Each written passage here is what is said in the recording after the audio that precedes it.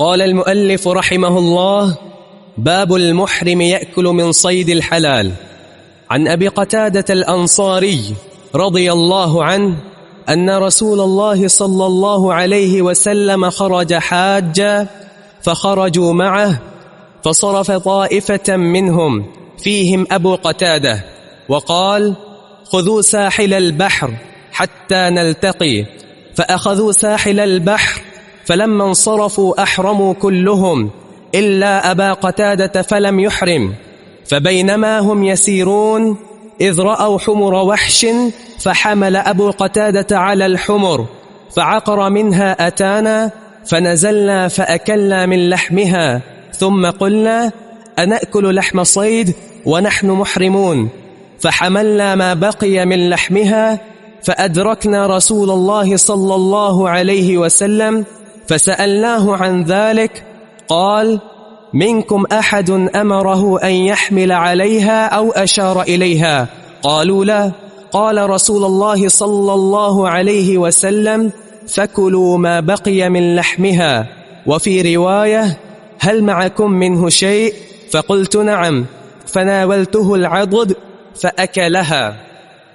فتح اللہ علیک، بارک اللہ فیک۔ یہاں مسئلہ یہ ہے کہ جو محرم ہے، احرام باندھے ہوئے شخص، وہ شکار نہیں کر سکتا، نہ شکار کی طرف اشارہ کر سکتا ہے اور نہ ہی وہ شکار کا مشورہ دے سکتا، خواہ وہ حرم کے اندر ہو یا حرم سے باہر ہو، شکار نہیں کر سکتا۔ یہ بھی مکہ مکرمہ کی تعظیم کا ایک حصہ ہے کہ اس قدر تعظیم ہو کہ شکار بھی نہیں کرنا، حرم کے اندر اور حرم کے باہر۔ اللہ پاک کا فرمان ہے: یا ایھا الذین آمنوا لا تقتلوا الصید وانتم حرم، اور فرمایا کہ وحرم علیکم صید البر ما دمتم حرما، کہ جب تک تم احرام میں ہو تم پر خشکی کا شکار حرام، تری کا سمندر کا کر سکتے ہیں لیکن خشکی کا شکار تم پر حرام۔ چنانچہ محرم نہ خود شکار کر سکتا ہے اور نہ شکار کیا ہوا گوشت کھا سکتا، اگر وہ شکار اس کے لیے کیا گیا کہ محرم کھا لے، وہ گوشت بھی نہیں کھا سکتا۔ یہ حدیث میں ایک چھوٹا سا قصہ ہے۔ ابو قتادہ انصاری رضی اللہ عنہ اس کے راوی ہیں، فرماتے ہیں کہ ان رسول اللہ صلی اللہ علیہ وسلم خرج حاجا، رسول اللہ علیہ وسلم مدینہ سے نکلے حاجن۔ یہاں حاجن کا معنی حج کرنے نہیں، حاجن کا معنی قاصدن، قصد، کہ آپ مدینہ سے نکلے اور آپ کا قصد مکہ مکرمہ تھا، اور یہ سفر آپ کا عمرے کا تھا۔ سن 6 ہجری میں حدیبیہ والا سفر، جس میں حدیبیہ کا قصہ پیش آیا تھا۔ تو حاجن سے مراد حج کرنے نہیں، بلکہ حاجن کا معنی مکہ کا قصد لے کر آپ نکلے، اور یہ قصد اور یہ سفر آپ کا عمرے کا سفر تھا جس میں حدیبیہ کا واقعہ پیش آیا تھا۔ فخرجوا معه، صحابہ بھی آپ کے ساتھ نکلے جن کی تعداد 1500 کے قریب تھی۔ فصرف طائفة منهم، آپ نے ایک لشکر کو، ایک چھوٹے سے گروہ کو، ان 1500 میں سے ایک چھوٹے سے گروہ کو پھیرا، اور اس گروہ میں ابو قتادہ بھی تھے۔ انہیں راستہ بدلنے کا ان کو حکم دیا اور فرمایا کہ خذوا ساحل البحر، کہ تم سمندر کے ساحل کا جو راستہ ہے وہ اختیار کرو، وہ اختیار کرو۔ مدینہ سے مکہ آنے کے 2 راستے، ایک راستہ جو طریق الہجرہ جس پر آج کل روڈ تعمیر ہے، بنا ہوا ہے، اور دوسرا ساحل سمندر کا راستہ، سمندر کے کنارے کنارے۔ تو آپ تو اسی راستے پر جا رہے تھے، لیکن کچھ لوگوں کو، جن میں ابو قتادہ انصاری بھی تھے، آپ نے سمندر کے ساحل کا راستہ اختیار کرنے کا حکم دیا کہ آپ وہاں سے ہیں۔ وجہ یہ تھی کہ آپ کو خبر ملی تھی کہ کچھ کفار فلاں راستے پر جمع ہو رہے ہیں، تو ممکن ہے ان کا ارادہ کوئی شر کا ہو، لڑنے کا ہو۔ تو آپ صلی اللہ علیہ وسلم نے کچھ صحابہ کو وہ راستہ اختیار کرنے کا حکم دیا کہ اگر ایسی کوئی سازش تیار ہو رہی ہے تو آپ وہاں سے گزریں، اور اگر ان کا مقابلہ کرنا پڑے اور ان کو روکنا پڑے تو آپ روکیں۔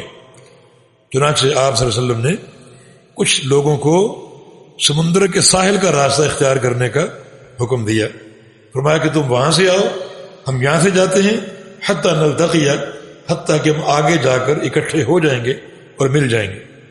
فاخذوا ساحل البحر، تو ان لوگوں نے ساحل سمندر کا راستہ اختیار کیا۔